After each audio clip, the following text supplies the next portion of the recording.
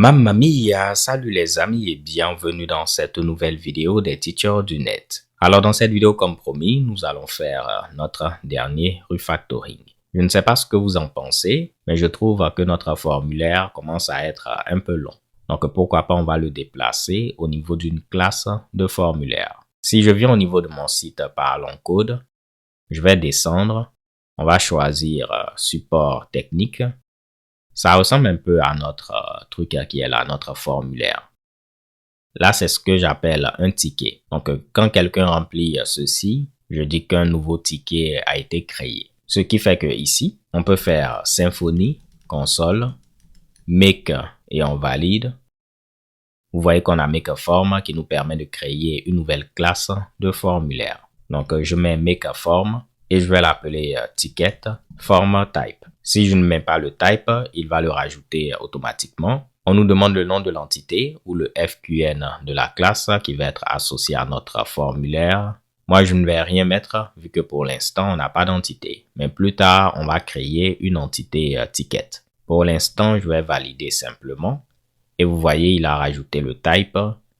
Et normalement, on aura notre type de formulaire.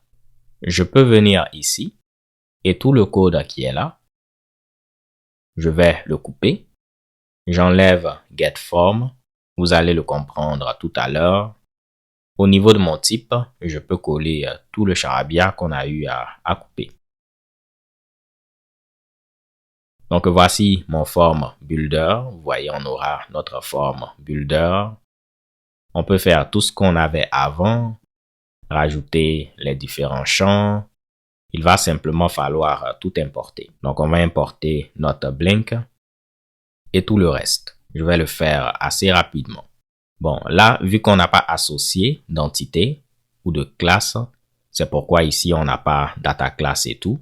Plus tard, on va rajouter ceci. Donc, plus tard, on va le voir en détail. Donc, ne vous inquiétez pas.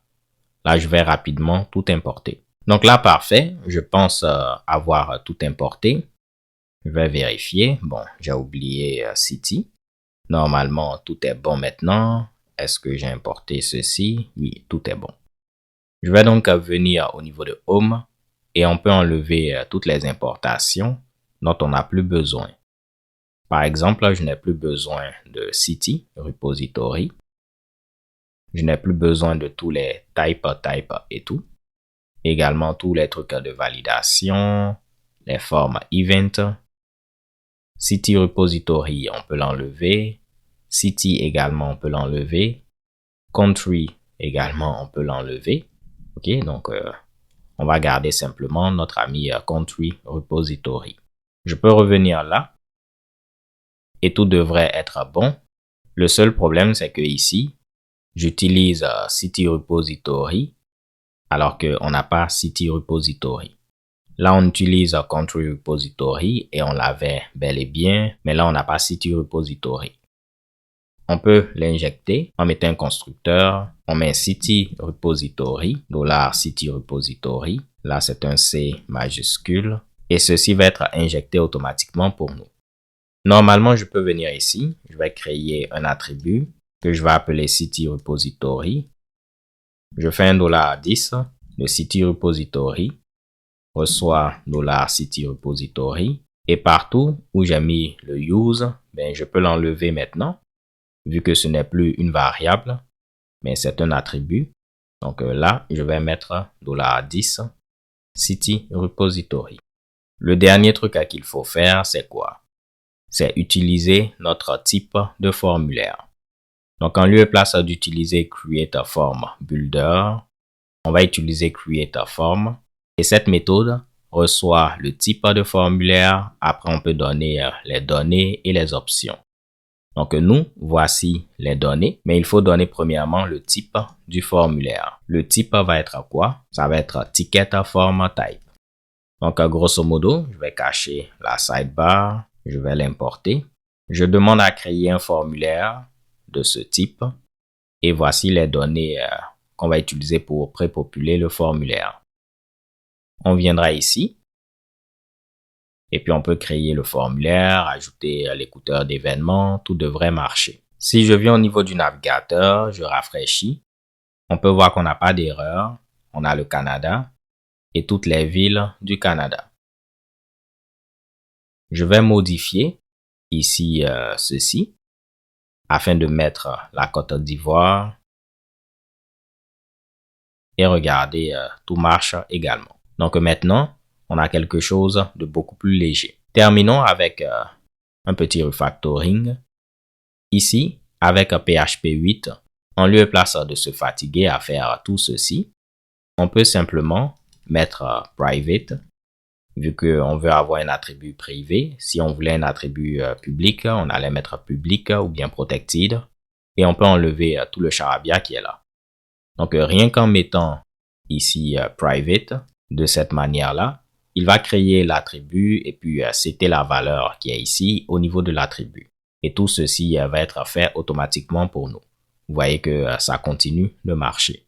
Moi, si je n'ai rien comme contenu au niveau du constructeur, j'aime mettre ceci de cette manière-là, en lieu et place de l'avoir comme ceci. OK? Libre à vous de procéder comme vous le voulez. L'autre chose qu'on peut faire pour terminer, on peut déplacer ceci au niveau d'une méthode dédiée. Donc, au niveau du champ pays, on avait tous les pays ordonnés par ordre alphabétique. Donc Canada, Côte d'Ivoire et France. Et on avait choisi Entity Type, Country, et voici notre Query Builder. Je vais créer une méthode que je vais appeler Find All Order by Ascending Name. Donc, on récupère tous les pays ordonnés par nom ascendant. Là, on aura une erreur et c'est normal. On n'a pas cette méthode au niveau de notre repository. Je viens au niveau de notre repository. On va créer la méthode. Elle va retourner quoi? Elle va retourner ceci. Et il va falloir mettre $10. Ici, cette méthode, elle retourne notre query builder.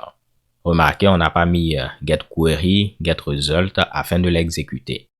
Donc, ce qui va être retourné ici, ça va être notre query builder. On peut le prouver. Je vais faire un dump de cette manière-là. Et si je viens au niveau du navigateur, mamma mia, on a un objet doctrine ORM query builder. Donc, je vais dire que ceci retourne un objet de type query builder. On l'importe depuis doctrine ORM. Donc, c'est très important, on doit le faire. Pourquoi? Ben, c'est parce que si on regarde ici, il attend notre query builder. On ne doit donc pas avoir quelque chose qui retourne un tableau. Donc, si je viens ici, tout va marcher. On a toujours les noms qui sont ordonnés. Je peux le prouver, je vais mettre par nom descendant. Donc, on aura la France en premier. Vous voyez France, Côte d'Ivoire, Canada. Par contre, si j'avais mis getQuery et puis on fait un dump, vous allez voir, on n'a plus un objet query builder, on a un objet query. Et si je fais getResult, on aura un tableau. Donc, un tableau avec tous les pays. Et si on retourne à ceci, je vais enlever le tab hinting. Vous allez voir, ça ne va pas marcher, vu que là, on attend un query builder. Je viens ici. Et mamma mia, on attendait un objet query builder, mais on nous a donné un tableau. Magnifique. Je vais donc enlever ceci. Tout devrait marcher. Et on va se donner rendez-vous à la prochaine vidéo. J'espère que vous avez apprécié cette vidéo. On a quelque chose de beaucoup plus simple. Et puis on pourra maintenant s'intéresser à la partie qui nous intéresse. Et tout va se passer au niveau de notre type de formulaire. D'ici là, portez-vous bien. Stay tuned and take care. Peace.